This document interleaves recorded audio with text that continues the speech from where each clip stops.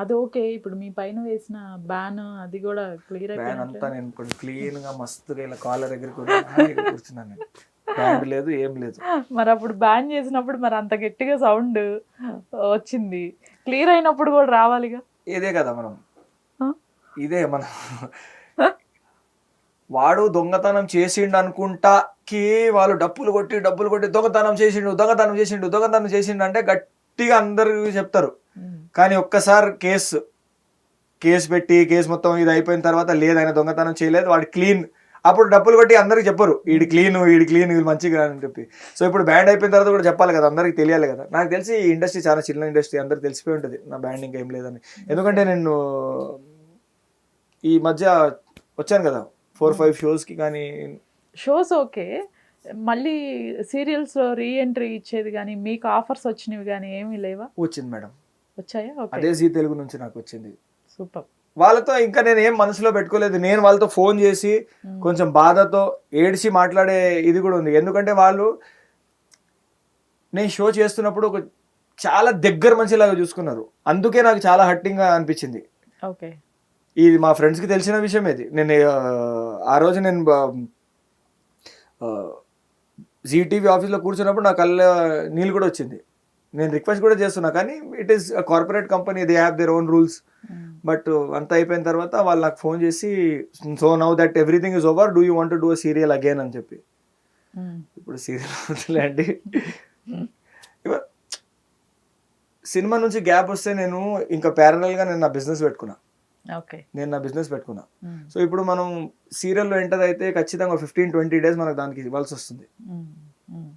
So నేను అటు కాకుండా ఇటు కాకుండా ఒక డిఫరెంట్ జోన్లో వెళ్ళిపోతున్నా కాబట్టి ఐ డెంట్ వాంట్ టు.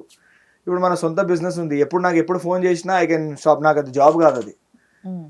నా మంచిది ఏంటంటే నా దగ్గర నా వెనకాల మా కజిన్స్ కానీ మాకు సపోర్ట్ టీమ్, మా మేనేజర్స్ కానీ చాలా గట్టి మనుషులు ఉన్నారు.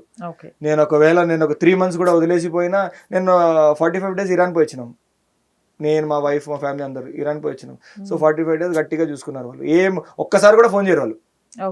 వాళ్ళకి ఒక మైండ్లో ఉంది, వీడు మా మీద వదిలేసి వెళ్ళిండంటే we don't have to call. ఒకవేళ వాళ్ళు మళ్ళీ ఫోన్ చేసి నాకు డిస్టర్బ్ చేస్తే వాళ్ళని అంత జీతం ఇచ్చి లాభం ఏంటి? సో దే డోంట్ కాల్, అంత చూసుకుంటారు. సో అది నాకు ఒక బలం. ఈ సీరియల్స్ లో కనిపించరు ఇక అనేది అర్థం అవుతుంది. మూవీస్ లోనా లేకపోతే బిజినెస్ లోనా? ఫర్దర్ గా ఎక్కడ చూడాలి మిమ్మల్ని? ఫర్దర్ గా సినిమా థియేటర్స్ లో చూడండి. ఎప్పుడైనా బాంబేకి వస్తే నా రెస్టారెంట్ లో మీరు నన్ను చూడొచ్చు. ఒకవేళ నేను బాంబేలో ఉంటే తప్పకుండా చేస్తున్నా. అండ్ ఈ లుక్ కూడా చేంజ్ అవ్వడానికి రీజన్ ఏంటంటే 6 to 8 మూవీస్ కంటిన్యూస్గా బ్యాక్ టు బ్యాక్ చేస్తున్నా. ఓకే, కంటిన్యూటీస్ ఉంటాయి. ఇప్పుడు ఒక సినిమా కంప్లీట్ అయ్యే ముందు ఇంకొక సినిమా వచ్చేస్తుంది. సో ఆ కంటిన్యూటీ లుక్లోనే కమిట్ అయిపోతున్నా. నాకు నా ఫేస్తోనే చిరాకు వచ్చింది. సేమ్ కనిపిస్తున్నా. ఏదో ఒకరోజు చాలా చిన్నగా చేసి కొంచెం గడ్డం పెంచి కొంచెం డిఫరెంట్ చేయాలనే ఒకటి ఉండే. ఈ మధ్య కొంచెం గ్యాప్ వచ్చింది. 3 movies పోస్ట్ ప్రొడక్షన్లో ఉంది, కొంచెం గ్యాప్ వచ్చింది. ఇమీడియట్గా వెళ్ళి మొత్తం చిన్న చేసుకుని కొంచెం డిఫరెంట్ లుక్కి వెళ్ళిపోయారు. So for people to know, ఇప్పుడు మనం ఎలా కనిపిస్తాం, మనమే కొంచెం లుక్ ట్రయల్ చేసుకుంటూ మనం కూడా చూసుకుంటూ ఉండాలి కదా, డిఫరెంట్ షేడ్స్. సో ఆ షేడ్ నేను చేసుకున్నప్పుడు ఇదే మస్తు షేడ్స్ ఉన్నాయి రిలీజ్ అయింది. నేను ఆల్మోస్ట్ ఒక గాయకుడు అన్న ఒక మూవీ చేశాను హీరోగా, సినిమాయిల్ అన్న మూవీ చేశాను, ఇంకొక 3-4 మూవీస్ చేశాను. చాలామంది నాకు అడుగుతూ ఉంటారు, మీకు ఇంకా హీరోగా రావట్లేదా? హీరోగా సినిమాలు వస్తుంది, కానీ ఆ సినిమాలు ఏ మిస్టేక్ వల్ల నడవలేదు. అదే సేమ్ మిస్టేక్ రిపీట్ అయినట్టు కనిపిస్తుంది. మళ్ళీ నేను ఎందుకు మిస్టేక్ చేసుకోవాలి? I'm proper business man. ఎవరు వచ్చి నా దగ్గర నేను నీ మీద పైసలు పెట్టి ఒక సినిమా తీస్తున్నానంటే నాకు ఎలా ఉంటుంది? నాకు బాధ్యత చాలా పెరిగిపోతుంది. ఇప్పుడు ఒక మనిషి నా మీద ఒక 2 కోట్ల రూపాయలు పెడుతుందంటే కనీసం వాడికి 2 కోట్ల రూపాయలు తిరిగి ఇవ్వాలి, లాస్ ఉండకూడదు. So when I think that ఈ ప్రాజెక్ట్, ఈ స్క్రిప్ట్ వాళ్ళకి రిటర్న్ పైసలు ఇస్తుంది, అప్పుడు నేను ఖచ్చితంగా ఒక సినిమా తీయడానికి రెడీ. నాకు వస్తున్నాయి, బట్ ఎక్కడో ఇది కొట్టేస్తుందిరా, ఇది కొంచెం రొటీన్గా అనిపిస్తుంది. మళ్ళీ ఇప్పుడు చాలా సినిమాలు రిలీజ్ అవుతుంది ఈ మధ్య. దానికి మనం స్టాండర్డ్ అవ్వాలంటే చాలా డిఫరెంట్గా ఉండాలి, చాలా మంచిగా ఉండాలి. It has to be audience are ready to take new concept and ready వాళ్ళకి రొటీన్ వద్దు, వాళ్ళకి ఏదో కొత్త కావాలి. ఇప్పుడు ఈ మొబైల్ ఎడిటింగ్ కానీ ఇవన్నీ వచ్చిన తర్వాత, ఈ రీల్స్ ఇవన్నీ వచ్చిన తర్వాత everybody knows what everything is. So you cannot cheat audience. So అంత గట్టిగా ఉండాలి. So when ever I think that one script is good, ఇది ప్రొడ్యూసర్ గారికి తిరిగి పైసలు ఇస్తుంది, that is time I want to do a nice movie and come. ఆ లోపు నేను చేసుకుంటున్న క్యారెక్టర్స్. ఈ ఆపరేషన్ వ్యాలంటైన్ గురించి చిరంజీవి గారు మాట్లాడారు. డైరెక్టర్ గారు చాలా తక్కువ డేస్లోనే మూవీ కంప్లీట్ చేశారని. యాక్చువల్లీ దీని గురించి మీకు చెప్పాలి. మన డైరెక్టర్ గారు he so passionate about such stories and ఆయనకు ఉన్న నాలెడ్జ్ ఇలాంటి ఎయిర్ ఫోర్స్ మీద అన్నిట్లో.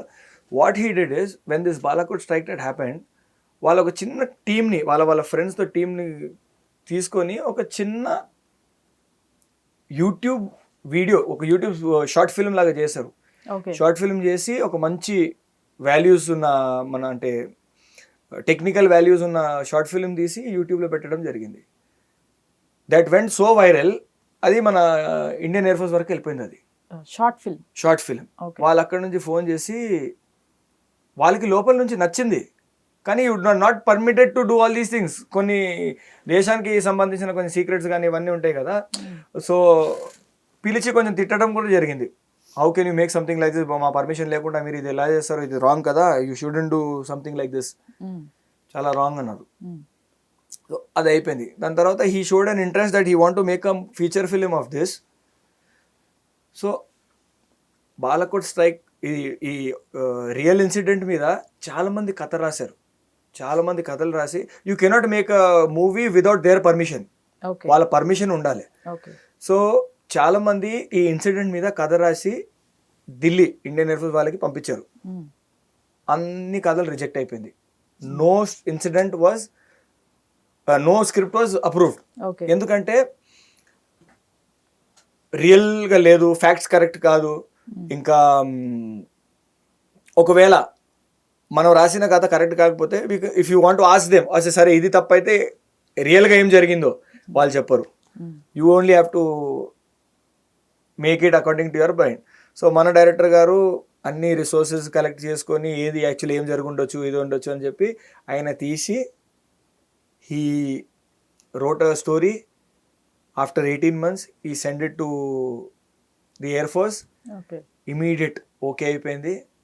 అండ్ వాళ్ళకి ఎంత నచ్చిందంటే, ఇది చాలా దగ్గరగా ఉంది, చాలా మంచిగా, చాలా డెడికేటెడ్గా, ఇంతకుముందు కూడా చాలా మంచిగా సినిమా తీశారు, he can handle something like this and he will show the proper facts to the audience అని చెప్పి వాళ్ళు అప్రూవ్ చేయడం అక్కడ నుంచి జరిగింది. So that is when we started shooting. And చాలా చాలా థ్యాంక్స్ ఇండియన్ ఎయిర్ ఫోర్స్కి. Nobody is allowed to go in the gate also. అదొక, మేము గ్వాలియర్లో రియల్ ఎయిర్ బేస్లో షూట్ చేసామండి. అవునా? ఓకే. గూస్ బంప్స్ అంటే goose bumps. That is something nobody, none of the other people will even have the privilege to see all these things. మాకు అనిపించింది ఎలా ఉంటుందంటే, మార్నింగ్ అందరు లేవాలి, హీరో గారితో పాటు everybody has to go till the air force, we have to wait there in the car. అందరు unit everybody వాళ్ళు గేట్ బయటకు వచ్చి అలా వెయిట్ చేయాలి. దాని తర్వాత అందరు వచ్చిన తర్వాత వాళ్ళ దగ్గర నుంచి ఒక ఎస్కాట్ బండి వస్తుంది. 1 by 1 20 స్పీడ్లో అందరినీ ఇలా లోపల తీసుకెళ్తారు. 3-4 kilometers లోపల ఉంటుంది బండి. హార్న్ కొట్టొద్దు. ఇప్పుడు బ్యాక్ ఉన్నారు కదా, బండికి బ్యాక్ ఉన్నారు కదా, కొంచెం కూడా బయటికి రావద్దు. అంత స్ట్రిక్ట్గా ఉంటుంది. ఎప్పటి నుంచి ఎవరైనా షూట్ చేయొచ్చు ఈ situation. We went till the aircraft. మేము ఎయిర్క్రాఫ్ట్లో కూర్చున్నాము, ఎక్కి కూర్చొని అది బంద్ చేసి కొంచెం acting as if you're flying. And thank you to them. ఇప్పుడు మన బోయపట్టి గారి సినిమా షూటింగ్ అప్పుడు ఇక్కడ ఫోర్గ్రౌండ్లో ఏదో యాక్షన్ సీక్వెన్స్ నడుస్తున్నప్పుడు బ్యాక్గ్రౌండ్లో లారీలు ఎలా తిరుగుతుంటుంది, ఆటోలో లారీలు ఎలా తిరుగుతుంటుంది, అలా ఎయిర్క్రాఫ్ట్ని తిప్పారు. వాళ్ళు పాపం పర్మిషన్స్ ఇచ్చారు. ఇప్పుడు ఒక షాట్ జరుగుతుంది, వెనక నుంచి ఒక హీరో గారు డైలాగ్ మాట్లాడుతున్నప్పుడు వెనక నుంచి ఎయిర్క్రాఫ్ట్ పోతుంది అనుకోండి. ఒకవేళ అది 1 more అయితే పాపం మళ్ళీ దాన్ని వెనకకి తీసుకెళ్ళి మళ్ళీ ముందు తీసుకొచ్చే ఇవన్నీ చేస్తారు. అది పెద్ద పెద్ద షెడ్ హ్యాంగర్స్ ఉంటుంది కదా, ఆ హ్యాంగర్స్ నుంచి బయట తీసుకొచ్చి మన మిషన్కి రెడీ అయ్యి మనం వెళ్ళినప్పుడు you have to be loaded with missiles. అవన్నీ మిసైల్స్ తీసుకొచ్చి దానికి పెట్టి ఓకే. ఒక different experience. Everyday goose bumps ఉండే మాకు, ఎవ్రీడే గూస్ బంప్స్ ఉండే. ఒక కుర్చీ వేసుకొని ఇలా కూర్చోవాలి, అక్కడిక్కడ జరగకూడదు, ఏం చేయొద్దు. వాళ్ళు ఇచ్చే ఒక పాత్ ఉంటుంది, ఆ పాత్లోనే నడవాలి. ఎయిర్ క్రాఫ్ట్ కి మరీ దగ్గర వెళ్ళకూడదు. ఒకవేళ మీరు ఒక షార్ట్ పెట్టి ఆ ఎయిర్ క్రాఫ్ట్ ఎక్కే దిగేది ఉందనుకోండి, అప్పుడు we can touch it. Okay. Shocking incident ఏంటి తెలుసా మీకు? ఎయిర్ క్రాఫ్ట్ మీరు గెస్ట్ చేయండి, ఎయిర్ క్రాఫ్ట్ ప్రైజెస్ ఏముంటాయో. Each aircraft, normal aircraft starts from 900 crores ఒక్కొక్క ఎయిర్ క్రాఫ్ట్. ఓకే. ఒక చాలా డిఫరెంట్ ఫీలింగ్ ఉండేది. కాదండి, that one thing I will never forget in my life. అది ఎప్పటికి రాదనుకుంటా మళ్ళీ.